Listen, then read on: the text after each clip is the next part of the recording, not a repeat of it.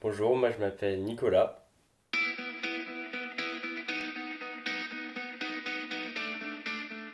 Je suis plutôt bienveillant et avenant avec les autres, que j'aime bien le partage et sociabiliser avec tout le monde. Je suis né à Montpellier et je suis très attaché au sud de la France, et surtout autour du bassin de Thau.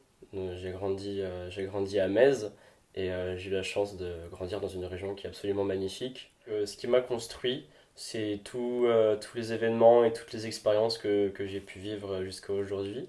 J'ai eu des expériences surtout au niveau du relationnel qui ont été parfois dures, parfois magnifiques, et je pense que chaque expérience, qu'elle soit sentimentale ou non, est bonne à prendre et on peut en tirer des leçons. C'est parfois dans les moments les plus difficiles, en relevant la tête de l'eau, qu'on grandit, et c'est parfois aussi dans des moments qui sont magnifiques que l'on se retrouve et qu'on peut s'épanouir. J'ai pas toujours eu des relations saines, j'ai un petit peu comme tout le monde, et ça m'a permis de me rendre compte ce que je voulais, ce que je ne voulais pas, et ce vers quoi je voulais tendre. Ça m'a permis de me forger, de me rencontrer aussi, tout simplement, de savoir ce que je voulais, ce que je ne voulais pas. Et aujourd'hui, je peux être sûr au moins que lorsque je rencontre quelqu'un, je serai vigilant à certaines choses, notamment à certaines violences que j'ai pu subir, que ce soit physique ou psychologique aussi, parce qu'il y a beaucoup de violences psychologiques dans les relations qui sont sous-estimées. Ça a été un petit peu mon cas dans mes premières relations où j'ai subi ce genre de violence psychologique et ça m'a affecté la vision que j'avais de moi-même et ça a été une période assez compliquée. Heureusement que ma famille a été là et ainsi que mes amis ont été là pour moi, pour me soutenir et pour me faire me rendre compte que c'est pas quelque chose de normal. Même quand on nous le dit, quand on est dans une relation toxique, c'est très difficile de s'en rendre compte, surtout lorsque c'est une des premières relations qu'on peut avoir. C'est très difficile de s'en rendre compte et d'accepter ça, et, euh, et de réagir aussi, parce que ça peut faire peur aussi. De la peur d'être seul, la peur de l'abandon. Ça m'a permis du coup de me rendre compte de certaines choses et de laisser rentrer dans mon cercle privé seulement des gens dont je suis certain qu'ils ne me feront aucun mal. Et je sais qu'aujourd'hui, les gens qui m'entourent peuvent compter sur moi et je sais que je peux compter sur eux. Je sais que j'ai eu beaucoup tendance à me perdre dans le passé, des choses que j'ai faites, que j'aurais dû faire ou que j'ai pas faites. Dans le futur, qu'est-ce que je ferai, qu'est-ce que je vais faire, oh mon Dieu, il y a trop de choses, oh là là. Et faire des choses, typiquement comme la musique ou le sport, qui me permettent de me reconcentrer sur l'instant présent, ça m'est vachement bénéfique pour me reconcentrer sur l'essentiel. Parce que j'ai tendance à beaucoup me perdre dans mes pensées, à beaucoup réfléchir. Et depuis que je me concentre uniquement sur quoi j'ai du contrôle, et ben, j'arrive à mieux gérer mes pensées. Je suis plutôt quelqu'un d'assez têtu.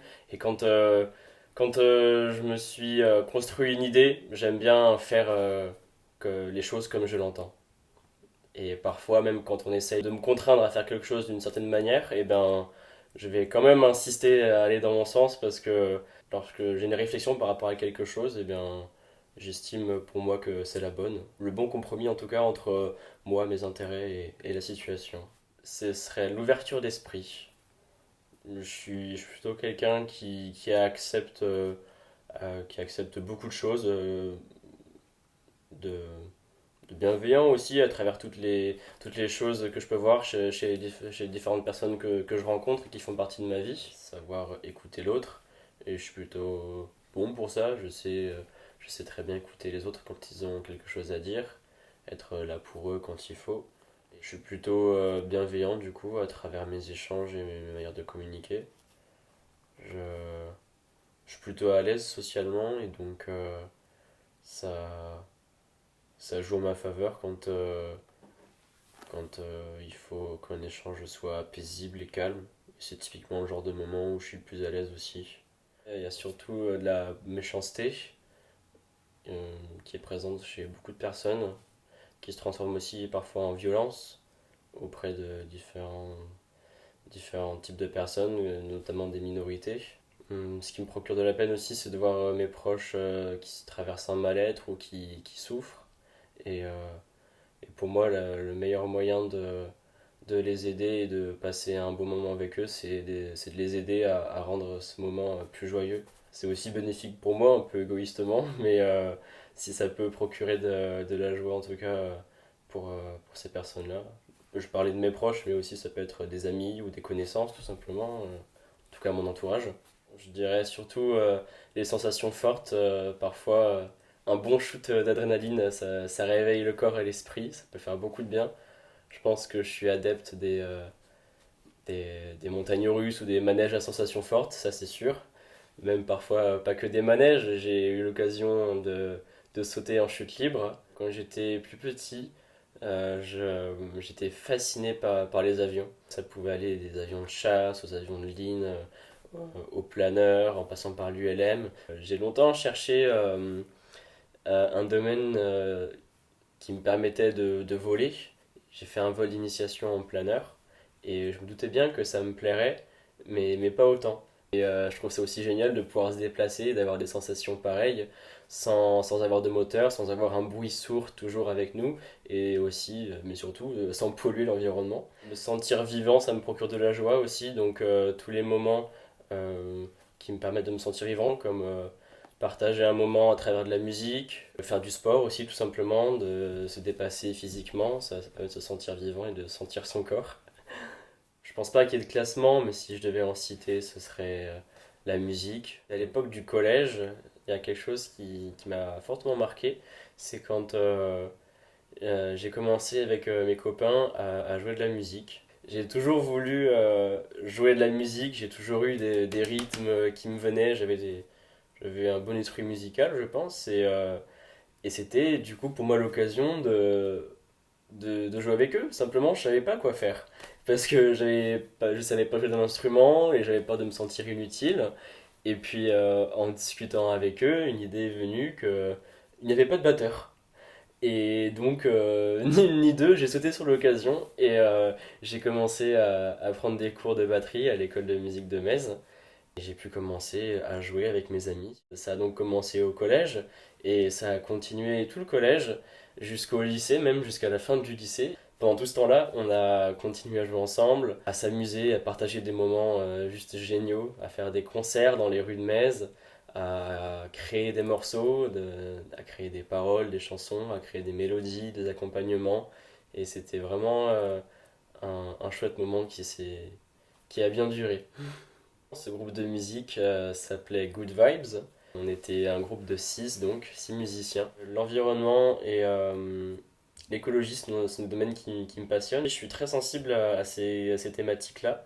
En ayant grandi dans cette magnifique région autour de l'étang de Thau, je me suis rendu compte de la beauté de cet environnement, de la faune et de la flore et de tout l'écosystème qui m'entourait. Je me suis rapidement rendu compte que l'environnement dans lequel je grandissais et autour de moi de l'étang de Thau, c'était un environnement qui était extrêmement fragile. Et quand j'ai commencé à comprendre que les effets du réchauffement et du dérèglement climatique, ça pourrait toucher à tous ces écosystèmes, et ben moi ça me rend triste tout simplement.